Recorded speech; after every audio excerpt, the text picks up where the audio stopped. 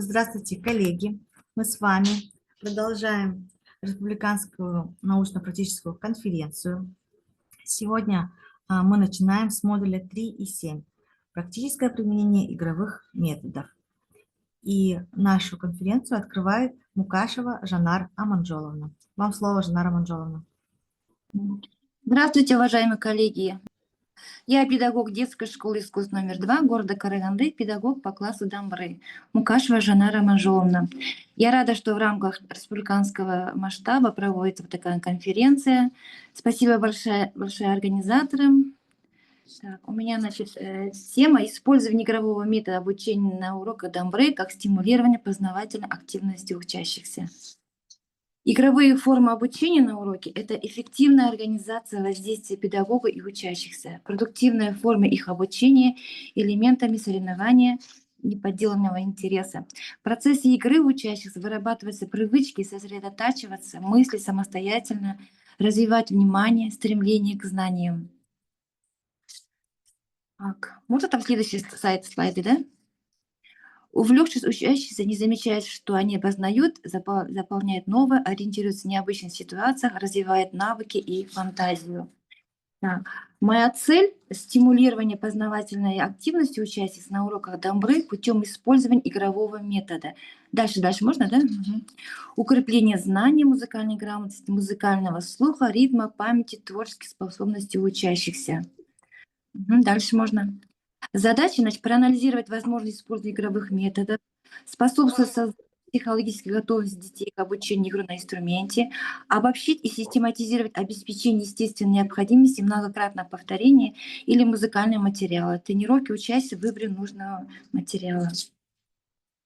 Игровые формы обучения на уроках – это эффективная организация взаимодействия педагога и учащихся, продуктивная форма обучения элементами, соревнования неподдельного интереса.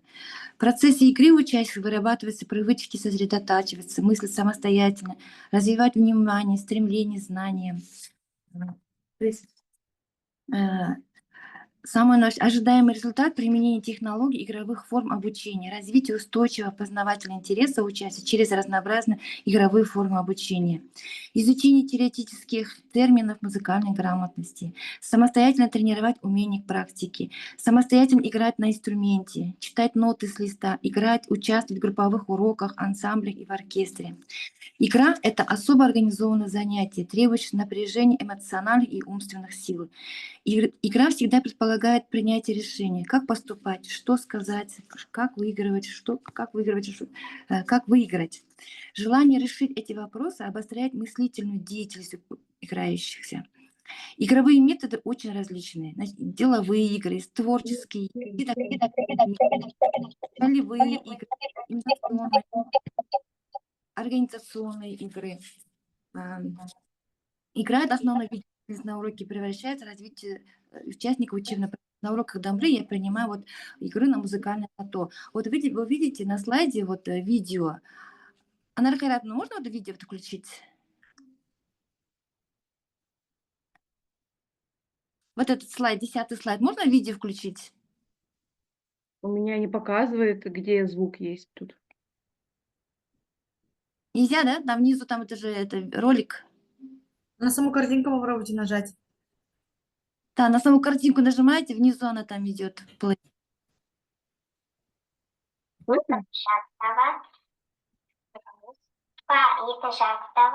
Белгіні атау. Бұл бізде реприза белгі. Қайта алу. Динамика белгілері. Бізде динамика белгілері осы. Пиано. Пиано бізде ақырын ойнау. Пианистің өте. Бірінші сұрақтар. Сол бірінші аптаға екінші сызықтар. Р бірінші аптаға. Бірінші сызықтың астында. Жақсы. Р екінші аптаға. Неше сызықты? Төртінші. Қандай сұрақ? Альтерация белгілері. Альтерация белгілері. Қайсы санау альтерация белгілері? Мәжеле. Жақсы. Қандай альтерация белгілері білесіздер? Бемоль, диез, бекар. Бемоль дегеніңіз не? бемоль деген дыбысты жарты тонға төмендетеді. Диез. Диез деген дыбысты жарты тонға жоғарылатады. Бета деген диез бен бемольдің күшін жояды. Мысалы көрсетші. Мысалы. Мысалы, навси, навси бемоль. Ага, спасибо. Слышно было, да, звук все? Нормально? Всё, спасибо. То есть я очень люблю принимать такие игровые методы, как это лото. То есть именно вот эти применения карточек лото, тут можно и задания давать индивидуальные, групповые, парные. Тут, например, задание есть показать ноты первой октавы, ноты второй октавы, показать, например, какой этот знак. Это знак, например, динамические оттенки, например, даже теорию узнать. Вот применение разные задания для различных классов. Также люблю принимать, когда вот такие, например, один ребенок уходит за 5 минут, другой, когда приходит, очень любят дети соревноваться. Например, даю 2 одинаковые карточки, например, кто быстрее найдет ноты первой октавы. Вот это они не любят, очень любят. Кто найдет одинаковые, например, ноты второй октавы. И вот дети стремятся вот учить ноты вот быстро. Вот, и игровой момент получается, и для них хорошо, и, например, такие игры, вот такие, и теоретические тоже вот такие задания я часто применяю. Так, для читки нот можно использовать отдельные карточки заданий и соревноваться попарно-групповое. Дальше применяют игры путешествия. Все они совершают с учениками воображение условий, где все действия и переживания определяются игровыми ролями. Даже дидактические игры, которые используются как средство развития познавательной активности детей, это игры с готовыми правилами. Как правило, они требуют от школьника умения расшифровывать, распутывать, разгадывать, а главное — знать предмет. Чем искуснее составляется дидактическая игра, тем наиболее умело скрыта дидактическая цель. Оперировать вложенные в игру знания школьник учится преднамеренно, непроизвольно играя. В этих играх учащиеся осваивается процесс созидания. Они учатся планировать свою работу, подбирать необходимый материал, критически оценивать результаты своей и чужой деятельности, проявлять смекалку и решение творческих задач. Также бывают интеллектуальные игры. Это упражнения, игры-тренинги, воздействующие на психическую сферу, основанные на соревновании. Они путем сравнений показывают играющим школьникам уровень их подготовленности, тренированности, подсказывают пути самосовершенствования, а значит пробуждают их познавательную активность. Дальше рассмотрим использованные сюда, значит, следует отнести их развивающие игры психологический характер, как кроссворды. То есть кроссворды могут быть музыкальные, например, композиторов и так далее. Викторины, головоломки, ребусы, сказки-загадки, шарады, криптограммы и так далее. Дидактические игры вызывают у школьников живой интерес к предмету, позволяют развить индивидуальные способности каждого ученика, воспитывают познавательную деятельность. Например, рассмотрим такую игру, как аквариум. Обычно дети переносят сами различные задания. Это могут быть знаки альтерации, динамические знаки, фото с композиторами, ноты первого октава и так далее. Картинки все должны быть одного размера, это оговаривается заранее. Они, например, сдают и кладут в аквариум. Это стеклянная банка или коробка. Учитель вылавливает карточку и ставит вопрос перед классом. Значит, кто знает, что изображено на картинке. То есть можно разделить на 2 группы на уроках сольфеджио или вот обобщающий урок как закрепление первой четверти или второй четверти, вот итоговая. Здесь тренировка, например, лексики. Тоже, например, теоретически они говорят, что такое альтерация, что такое бемоль, диез, ну и так далее. Выигрывает тот, кто правильно назовет слова. Также можно композиторы, произведения, истории и так далее. Дальше у нас идет, например, на доске пишем, например, музыкальное лото. Также на доске пишем ноты, делятся на 2 группы и соревнуются. Например, кто быстрее напишет ноты, например, ми бемоль 2 октавы, соль диез 1 октава. И вот так они группа соревнуются, и, например, 1-2 классы быстро учат ноты. Наиболее эффективные игры, которые используются на уроке, это веселые рифмы, путешествие в страну Курмангазы. У нас был урок такой. Очень интересно, например, именно включаешь, как угадай мелодию, какой күй звучит, история Курмангазы, например, какая группа больше сыграет, например, күй Курмангазы. Дальше игры были альтерации, мир музыки и так далее. Значит, в заключение хочу сказать, что именно в данной работе мы подняли одну из важных проблем, следующей методикой обучения. Это проблема организации обучения использованию игровой методики. Игра занимает важное место в образовательном процессе. Она позволяет делать процесс занимательным, облегчить усвоение учебного материала. Игровые методы являются одним из самых эффективных методов обучения, который вносит в большой вклад в психологическое развитие личности.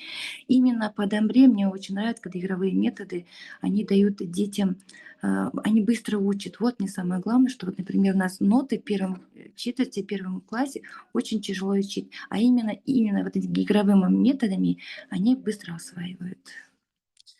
Так, у меня все. Спасибо. Спасибо большое, Жанара Манжоловна. Коллеги, есть вопросы? Можно Можно задать вопрос? пообсуждать? Конечно, можно. С какого класса вы используете игровые методы? Игровые методы, например, вот в первом классе уже можно использовать, в первой четверти. Например, первый класс, в первой четверти уже учат ноты первой октавы, ноты второй октавы. Вот самый сложный момент, когда вот они теоретически только учат, я вот стараюсь давать вот такие лото. Например, покажи вот задание, где ми, где соль, или нарисуй это задание такое, например, найти на домбре ноту ля, ну и так далее. Во-вторых, третий класс уже добавляю, например, задание, какие-то, например, какой знак, это бемоль, что такое бемоль, что такое диез и так далее. В сложных классах уже добавляю крещендо, диминуэндо, чтобы теоретически они самые основные вопросы, например, чтобы знали. Также можно добавить в этих заданиях карточки, я люблю эти карточки задания. Даже вот во время ансамбля вот дети поиграли, и за какие-то за 5-10 минут можно вот такую разминку сделать на доске, например, какие-нибудь задания, головоломки решить. Тоже очень интересно детям. Передаю слово Григорьевой Нине Михайловне. Добрый день, уважаемые коллеги, участники республиканской конференции.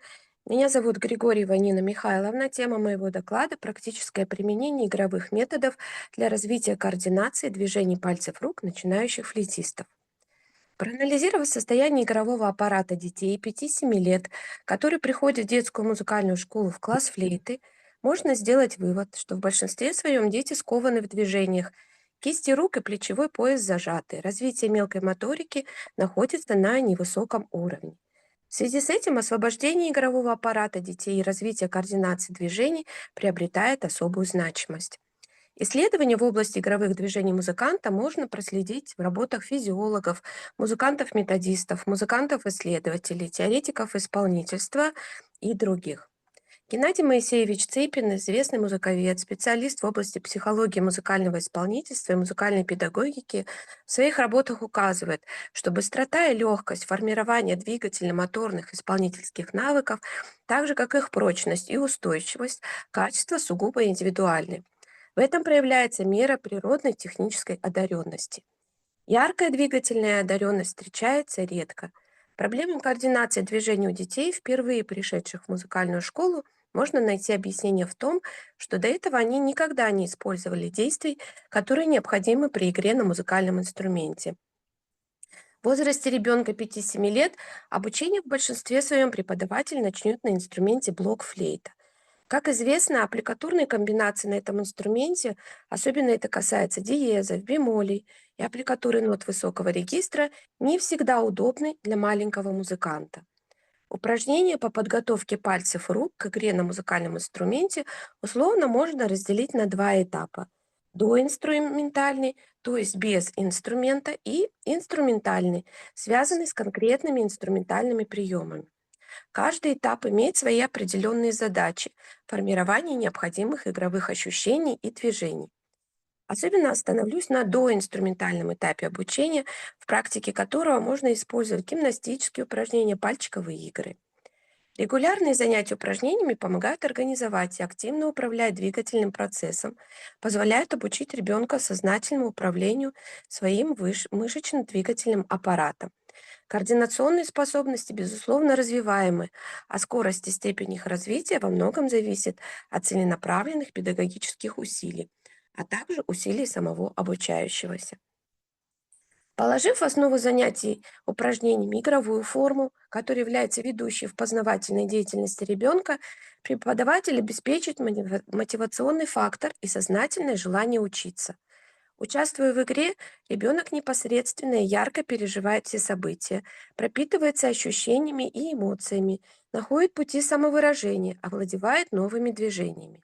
Задача пальчиковых упражнений – укрепление кистевых мышц, развитие сбалансированной координации пальцев рук, формирование способности управлять движениями пальцев по показу, умственному представлению и словесному объяснению.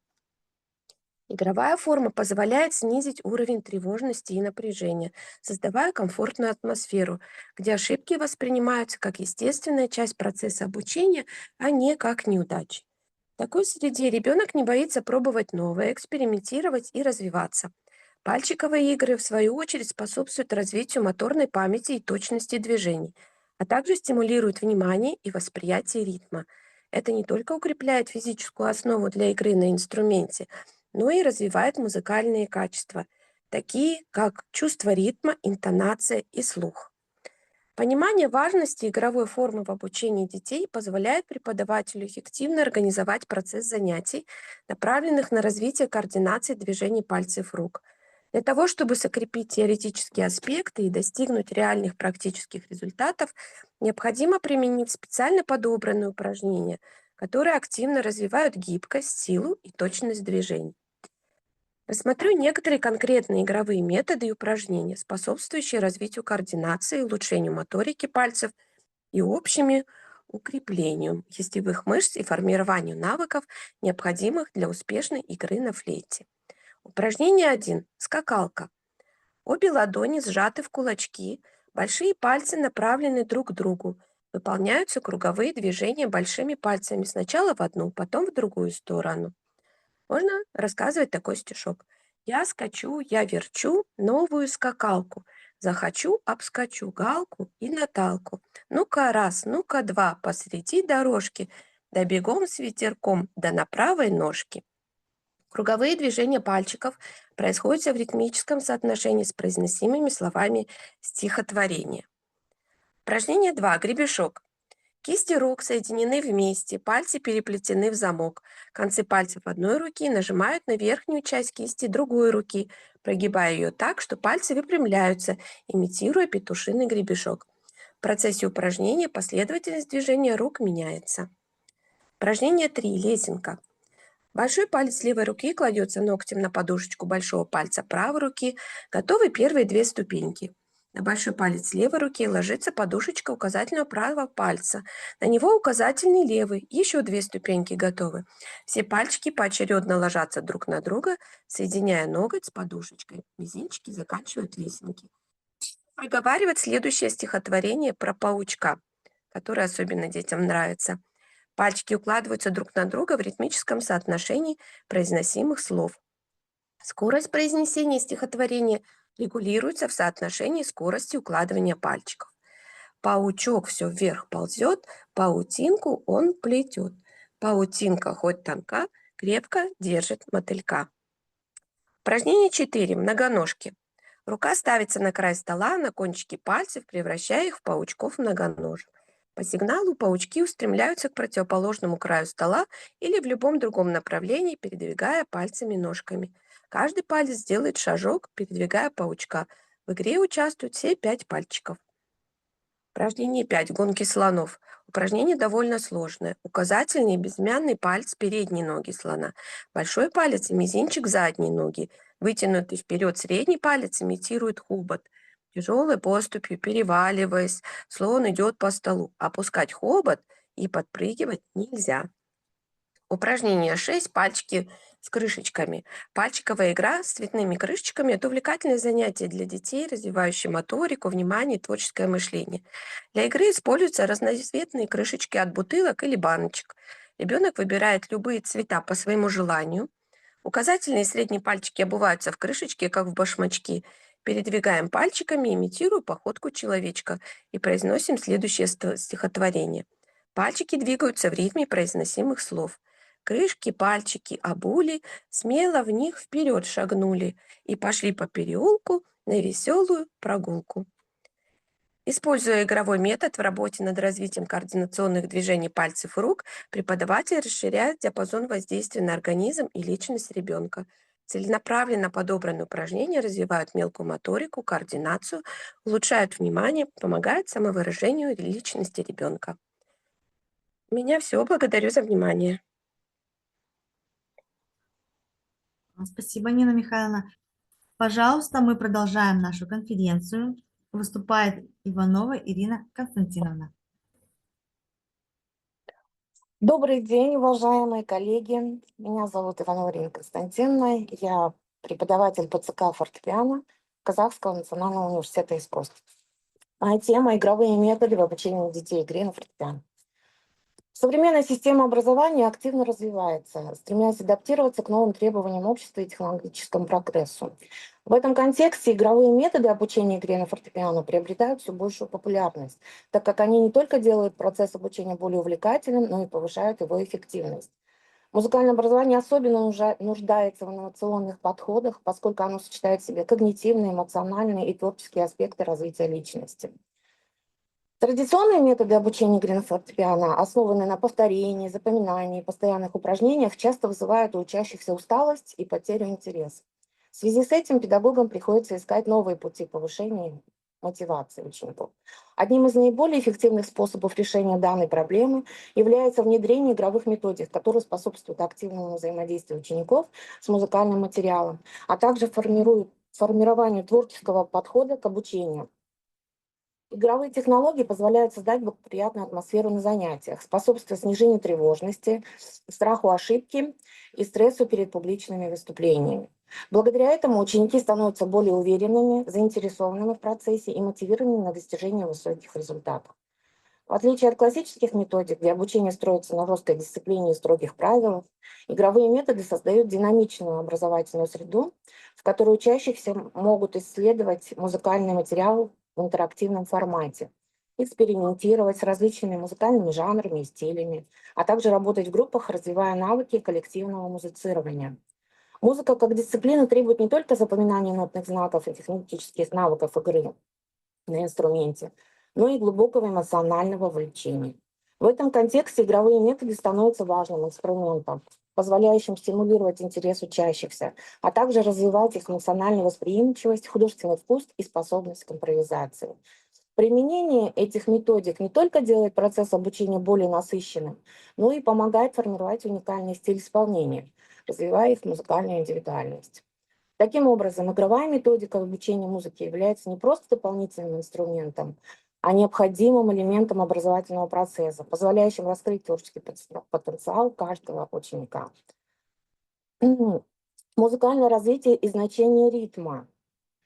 Музыкальное развитие детей во многом зависит от их способности чувствовать ритм. Ритм – это основа музыкального восприятия. Он влияет на координацию движений, способность правильно интерпретировать музыкальные произведения и участвовать в ансамблевом исполнении. Развитие ритмического слуха особенно важно в раннем возрасте, когда ребенок активно осваивает основу музыкального языка. Ритмические фортепианные игры – это эффективный метод обучения, который помогает детям воспринимать ритм естественно, через движение, голос и эмоции. Они делают процесс обучения более увлекательным, повышают мотивацию и улучшают слуховые способности. Тут можно рассмотреть влияние ритмических игр на музыкальное развитие ребенка. Приведем вот некоторые методики в обучении детей. Ритм является фундаментальной основой. Дети, у которых хорошо развито чувство ритма, легче осваивают музыкальные произведения, быстрее адаптируются к ансамблевому исполнению и проявляют больше уверенности в игре.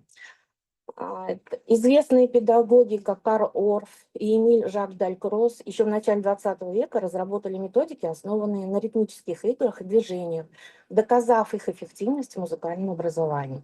Например, метод Далькроза активно используется в ведущих музыкальных школах мира и помогает детям осваивать ритм через естественные движения тела. Музыкальные викторины и квесты позволяют учащимся закреплять знания в увлекательной форме. Эти формы работы стимулируют познавательную активность, развивают аналитическое мышление и помогают структурировать музыкальные знания. Вопросы в викторинах могут касаться различных аспектов музыкального искусства: истории музыки, биографии известных композиторов, особенности разных музыкальных жанров, музыкальной терминологии и специфики инструментального исполнения. Например, учащиеся могут угадывать мелодии, подбирать соответствующие музыкальные термины или отвечать на вопросы о произведениях.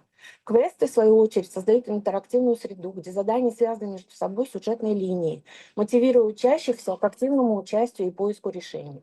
В ходе таких мероприятий дети не просто запоминают информацию, но и учатся применять ее в нестандартных ситуациях, что способствует более глубокому усвоению материала. Импровизационные упражнения развивают творческое мышление и способность к самовыражению. Импровизация является важной частью музыкального образования, так как помогает учащимся не только понимать музыку, но и чувствовать ее.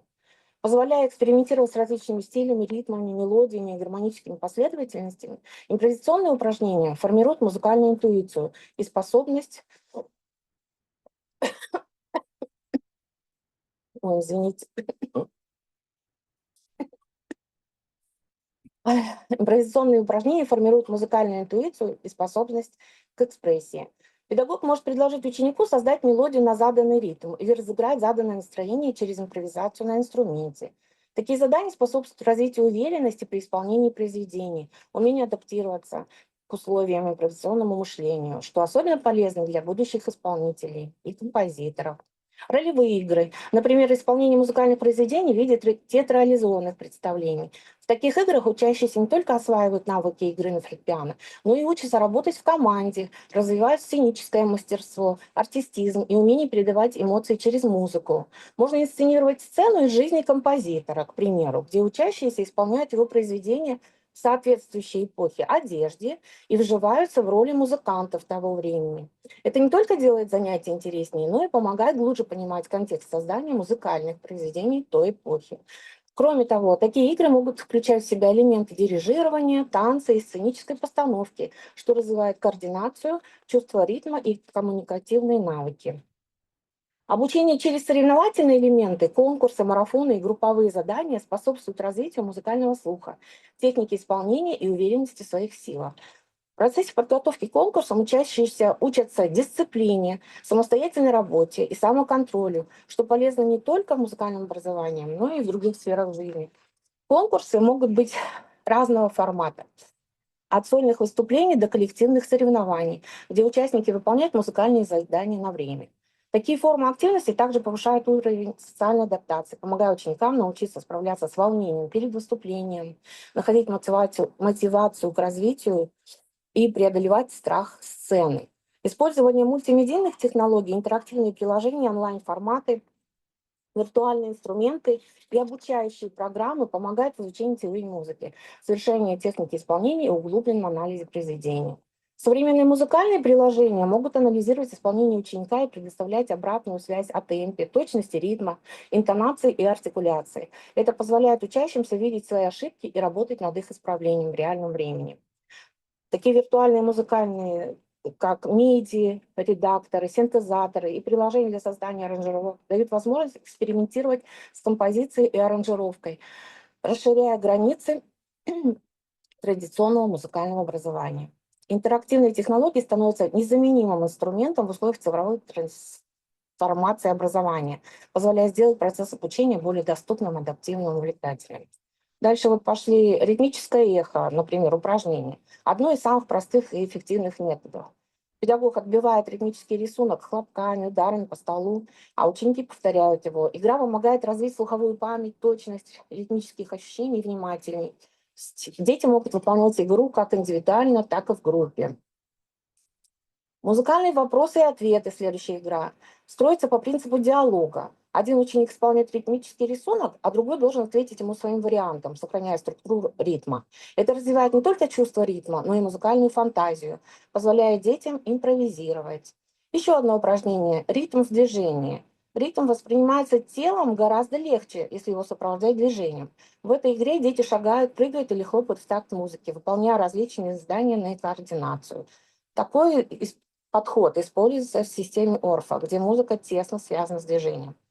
Например, в фортепианном обучении игровые методы демонстрируют высокую эффективность. Использование карточек с нотками и аккордами, позволяющие в игровой форме запомнить музыкальную грамоту, способствует лучшему усвоению теоретических знаний. Эти карточки могут включать различные упражнения, например, составление последовательности аккордов, гамм, расшифровку нотных знаков или более быстрое определение интервалов. Такая практика делает обучение более интерактивным и увлекательным, позволяя ученикам не только запоминать информацию, но и применять ее на практике в игре по обучению на фортепиано.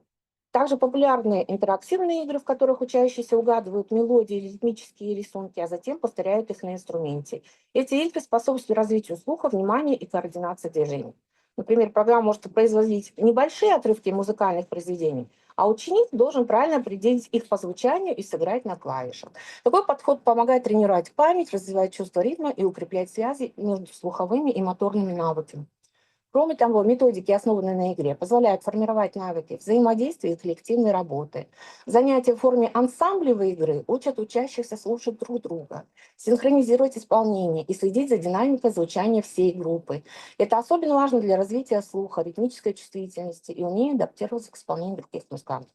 В таких групповых занятиях могут пользоваться различные техники, например, разыгрывание простых мелодий с постепенным усложнением, передача музыкальных фраз между участниками ансамбля или создание импровизационных композиций.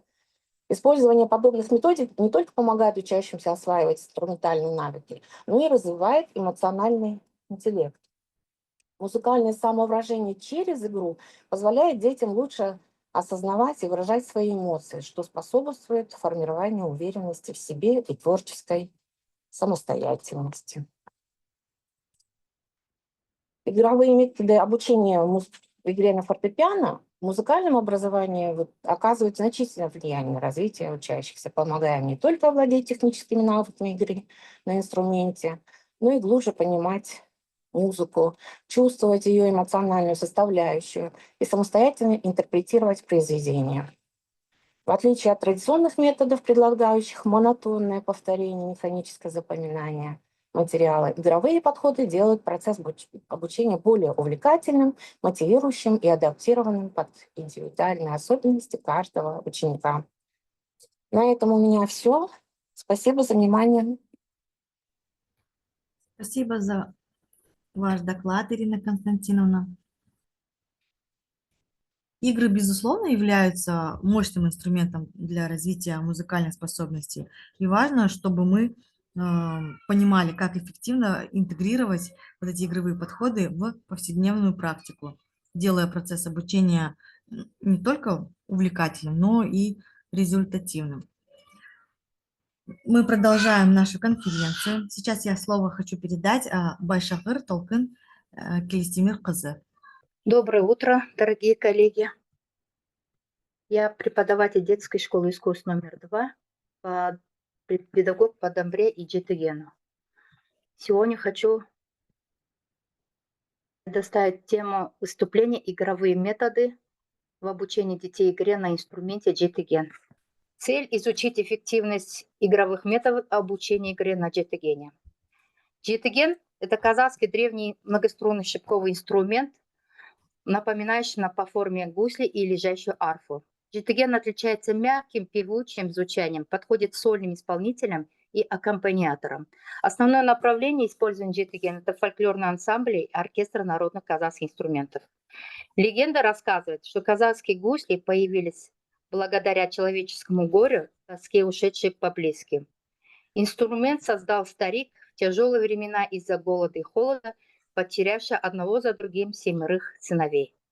Следующий слайд. Конструкция джетыгена представляет собой продолговатый ящик. Следующий. Верхняя часть джетыгена была накрыта декой. Струны из конского голоса натягивались рукой с наружной стороны инструмента. Под каждую струну подставлялись с двух сторон осыки, выполняющие роли колков.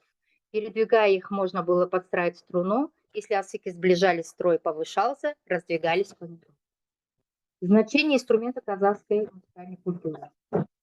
Следующий. В культурной истории казахского народа особое место занимает музыкальный инструмент джетыген. Через игры на инструменты исполнялись, передавали радость, печаль народа.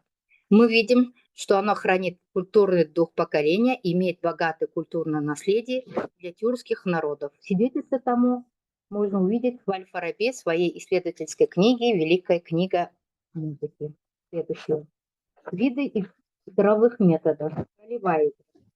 Учащийся представляет себя народными музыкантами исполняющий древние мелодии на джетагене.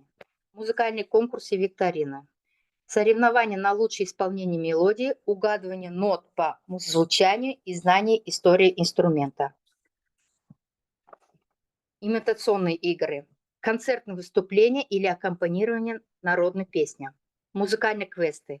Задания, в которых учащиеся должны перейти правильные звуки или последовательность нот для разгадывания мелодии. Групповые творческие игры. Коллективное сочинение музыки, где каждый ученик добавляет свой звук или ритм. Применение игровых методов для освоения пицциката. Если можно, на пицциката. Ага, вот. Упражнения. Музыкальные капли. Учащиеся представляют, что их пальцы – это капли дождя, которые мягко касаются струн. Упражнение «Танец пальцев». Ученики воображают, что их пальцы исполняют танец на струнах, подбирают разные ритмические узоры и темпы. Кто точнее? Соревновательная игра, в которой учащиеся стараются воспроизвести заданный ритм и динамика пицциката как можно точнее. Следующее. Игровые методы для освоения стаккато. Упражнение «Прыжки с кузнечика». Учащиеся воображают, что их пальцы – это маленькие кузнечики, которые скачут с одной струны на другую и извлекают четкие короткие звуки. Музыкальный диктант. Учитель играет короткие стаккато фразы, а ученики должны воспроизвести их, угадывая ритм и динамику. Эхо стаккато. Один ученик играет короткую фразу стаккато, а другой должен повторить ее максимально точно. Следующий. Игровые методы для освоения тремоло. Упражнение «Бабочка». Ученики представляют, что их пальцы – это крылья бабочки, которые быстро или мягко колышутся на струнах, создавая плавный звук тремоло. Перекаты волн. Учащиеся воображают, что их игра – это морские волны, которые то набегает громкое тремоло, то утихает тихое тремоло, регулируя динамику исполнения. Огонь в степи. Учащиеся стараются передать ощущение будущего огня с помощью нарастающего и затихающего тремоло. Следующее. Игровые методы для освоения аккорда. Упражнение «Музыкальный пазл». Учитель играет один звук, а ученики должны повторять к нему остальные ноты. Подобрать аккорд нужно. Аккордовый дождь. Учащиеся представляют, что их аккорд – это капли дождя, и играет их с разной динамикой: тихо моросящий дождик, громкая гроза. Гармоническое эхо. Один ученик или учитель играет аккорд, а другой точно должен повторить его. Следующее. Игровые методы для освоения глиссанда. Горки. Ученики представляют, что их пальцы, которые скользят по снежной горке, плавно ускоряют и замедляют. Змейка. Учащиеся играет глиссанда, представляя, что их палец – это змея, который плавно передвигается по струнам вверх-вниз. Чей след длиннее? Соревновательная игра, где ученики пытаются самое длинное и ровное глиссандо, не прерывая звук. Следующее. Игровые методы для освоения флажолета. Звездная пыль. Ученики представляют, что их пальцы касаются струн так же легко, как ветер поднимает звездную пыль, создавая нежный, преувеличенный звук флажолета. Чей звук волшебнее? Соревновательная игра, где ученики стараются извлечь самые чистые звучные флажолеты, а остальные голосуют за лучшие. Следующее. Игровые методы для освоения вибрато. Качели. Ученики представляют, что их пальцы – это качели, которые мягко раскачиваются, создавая плавные волны звука. Чья вибрация плавнее? Соревновательная игра, где ученики стараются создать самую ровную, устойчивую и красивую вибрато, а остальные голосуют за лучший вариант. Следующий. Игровые методы для освоения перкуссионный прием – это ритм степи. Ученики стучат пальцами или ладонями по корпусу джетагена, имитируя ритмический звук скачущих лошадей. Либо голос инструмента. Ученики экспериментируют с разными способами ударов ладонями, кончиками пальцев. И в заключение, использование игровых методов в обучении игре на джетагене мы не только помогаем быстро освоить инструмент, но и погружаем учащихся в культуру, традиции, истории казахской музыки. Такие методы, как ролевые, музыкальные конкурсы, квесты, коллективные сочинения развивают музыкальный слух, память и чувство ритма. Таким образом, игровые методы – это не просто развлечение, а мощный педагогический инструмент, который делает процесс обучения более эффективным и увлекательным. Все. Благодарим вас за выступление. Коллеги, есть вопросы к выступлению? Да, здравствуйте. Можно спросить? Скажите, а вот какие результаты у вас есть этих игровых методов для разных возрастов учеников? Есть ли результаты? Расскажите, пожалуйста. Ну, для дошкольного возраста 4-6 лет здесь развивается интерес к инструменту, слух, моторика через игры. Для младших школьников 7-10 лет развивается внимание, развивается чувство ритма и координация. Для подростковых возрастов 11-15 лет развивается самостоятельность, творческое мышление и импровизация. Тогда мы продолжаем с вами. Спасибо большое вам за доклад. Продолжает нашу конференцию Дернина Оксана Викторовна. Уважаемые коллеги, здравствуйте, рада всех приветствовать. У меня модуль 3.7 «Практическое применение игровых методов». И тема такая: игровые технологии на уроках музыки, так как я являюсь учителем музыки просто в образовательной школе. Дернина Оксана Викторовна. Как научиться в одно мгновение видеть вечность? Огромный мир в зерне песка, в единой горсти бесконечность и небо в чашечке песка. Хочется начать свое выступление словами Уильяма Блейка. Действительно, наверное, педагоги и учителя музыки могут видеть в небе чашечки цветка. Современная наша музыкальная педагогика ставит нам такие задачи, чтобы мы развивали в человеке богатство творческих сил и художественных способностей в вопросах музыкально-эстетического воспитания. И решающую роль в воспитании культуры, личности играет художественная деятельность, так как она формирует активное творческое отношение к труду и вообще к жизни. Музыкальное воспитание является средством формирования интеллекта, эмоциональной культуры чувств, нравственности подрастающего поколения. Основные концепции, которые я пользуюсь, это демократичность. Занимаюсь с каждым, кто хочет, кто проявляет интерес, независимо от уровня музыкальных способностей. Деятельный, дифференцированный подход – это учет уровня развития к музыкальному воспитанию, создание ситуации успеха каждому ученику. Так как мы в школе ставим зачет, не зачет, поэтому мы занимаемся с каждым учеником. Формирование музыкального опыта учащихся через слушание, самостоятельное музицирование, пение, выполнение творческих заданий и единая направленность, целостность, последовательность и системность работы, комплексный характер музыкального образования и, конечно же, модель создания ситуации успеха. Каков ребенок в игре, таков во многом он будет и в работе, когда вырастет. Поэтому воспитание юного деятеля происходит прежде всего в игре. Не секрет, что сегодня существует много игровых методик, эффективно использующихся в учебном и воспитательном процессе. Что делает ребенок в игре? Он обучается, живет своей истинной, самостоятельной жизнью. В игре ребенок начинает чувствовать себя членом коллектива, справедливо оценивать действия, поступки своих товарищей, свои собственные поступки. И моя задача, как учителя музыки, состоит в том, чтобы сосредоточить внимание играющих на таких целях, которые вызывают бы чувства, действия между детьми, отношения, обоснованных и основанных на дружбе, справедливости, взаимной ответственности. В младшем школьном возрасте активно развивают творческие способности. Интерес к познанию формирует упражнения творческого характера. Плюсом этих упражнений является то, что совсем не обязательно создавать специальные уроки развития. Элементы таких упражнений должны присутствовать на каждом учебном занятии и методично прикрепляться в программный материал. Игры не должны быть излишне воспитательными или излишне дидактическими. Содержание не должно быть навязчиво, назидательным, не должно содержать слишком много информации, дат, имен, правил, формул. Игра должна оканчиваться раньше, чем она надоест. Поэтому атмосфера уважения, взаимопонимания, доверия, сопереживания. Используя дидактические игры, лучше не пропускать перенасыщенного материала. Провела собственный анализ включения таких игр на уроках музыки, такие как игра «Угадай мелодию».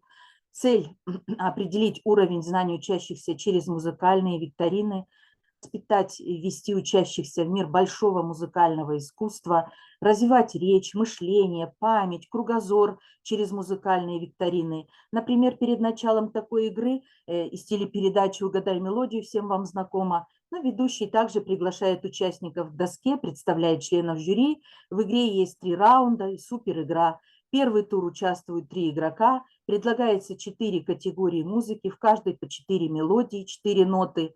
После, выбрав ноту, звучит мелодия без слов. Участника нужно первым вспомнить, что это за мелодия, поднять руку и ответить. Категории музыки могут быть разные. Это детские песни, это песни о родителях, песни военных лет. Можно назвать любое число нот от 7 до 3, и торги начинает тот, у кого больше баллов на счету. Далее ситуация развивается, как на аукционе, до уменьшения числа нот. И участник в любой момент может закончить торги и отдать право угадать мелодию соперника. Например, на фортепиано проигрываю количество нот, на которых остановились торги. После этого игроку необходимо угадать. Если отвечает правильно, получает 1 балл. Нет, значит, передает ход сопернику. Также имеется суперигра. Все баллы, заработанные на предварительном этапе игры, в любом случае остаются у игрока.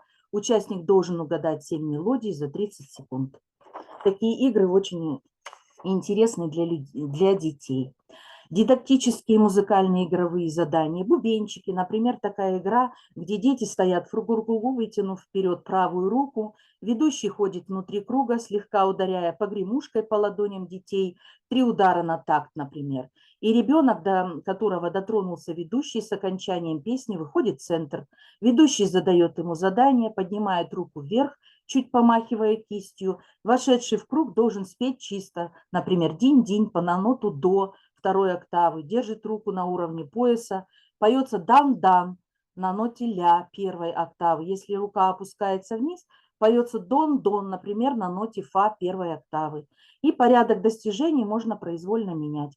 Если ребенок выполнил задание, он становится ведущим. Наш оркестр тоже замечательная игра. Например, за ширмой прячу детские музыкальные инструменты, играю на каком-нибудь из них, и ребенок отгадывает, на каком музыкальном инструменте сыграли мелодию. Становится дирижером. Начинается игра в оркестр. Дирижер показывает время выступления партии, например, труб, барабанов, свирелей, и дети поют вместе с учителем и имитируют игру на соответствующих инструментах. Такая игра, как ритмическое эхо, развивать ритмический слух очень помогает, память, подготовленный этап к обучению нотной грамоте. Методика проведения такова. Хлопаю ритм любой, известный детям попевки, дети повторяют ритм учителя, проговаривает слоги, например, ти 8, та 4, та-та-ти-та, та-та-та и так далее. Игра громкая и тихая. Цель этой игры – динамический слух, память, мышление. Закрепляем громко, форте, тихо пиано, меццо пиано, не слишком громко. И такой игровой материал, например, карточки делаю из картона, размер небольшой, 3 небольшие карточки квадрата одного цвета на разные насыщенности. Например, одна бледно-голубая карточка, другая ярко-голубая, почти синяя и третья темно-синяя. Можно подобрать оттенки любого другого цвета. Цвет квадрата условно определяется динамическому оттенку, бледно окрашенный квадрат тихому, например, звучанию музыки, квадрат с более насыщенной окраской, громкому звучанию и ярко окрашенной громкому звучанию тоже музыки. Методика проведения игры. Раздаю карточки, объясняю значение. Музыкальная пьеса звучит, в которой динамические оттенки изменяются последовательно, и пьеса исполняется дважды, для того, чтобы каждый раз учащийся внимательно прислушивался к динамическим оттенкам. И при повторном исполнении они выкладывают на карточку квадраты, соответствующие по цвету динамическим оттенкам музыки. Разноцветные карточки можно не выкладывать, а поднимать вверх, например, если так удобно ребенку, в соответствии то, что он услышал звучание. И если, например, я могу делать, или учитель пожелает делать 3 набора таких карточек, например, синий 3 оттенка, красный 3 оттенка, зеленый 3 оттенка, то игру можно сделать еще более интереснее и насыщеннее. Для этого необходимо прослушать музыку и не только узнать, громко она звучала или тихо, но и подумать, какое у музыки настроение, грустное или радостное, выбрать подходящие по цвету квадратики для печального настроения, оттенка, например, синего, или радостного, например, красного. Также можно такую игру, как «Представь и услышишь». Такая игра, когда я обращаюсь к ученикам со следующими словами. Ты не раз слышал, как хлопает и скрипит дверь, звенит колокольчик, плачет ребенок и горит гром? А вот можешь ли ты услышать, как говорит облако? Может быть, оно поет, а может, вздыхает. И вот ребенок представляет свои неизвестные звуки. Детям предлагаю описать, нарисовать звуки, представить, как звучит мягкое пушистое облако, описать и нарисовать звук, представить,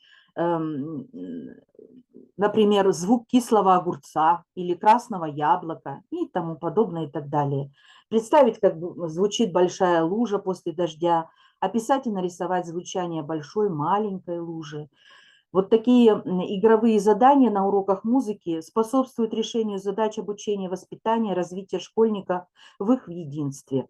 Ребята с удовольствием отгадывают и загадки. Они помогают активно развивать мышление, внимание активизировать. Например, сам пустой, голос густой, дробь отбивает, шагать помогает. Конечно же, барабан. Очень нравятся им песенки по лесенке, до, ре, ми, ко мне ежики пришли, а я ежиков люблю, мамочка, я молочка им даю.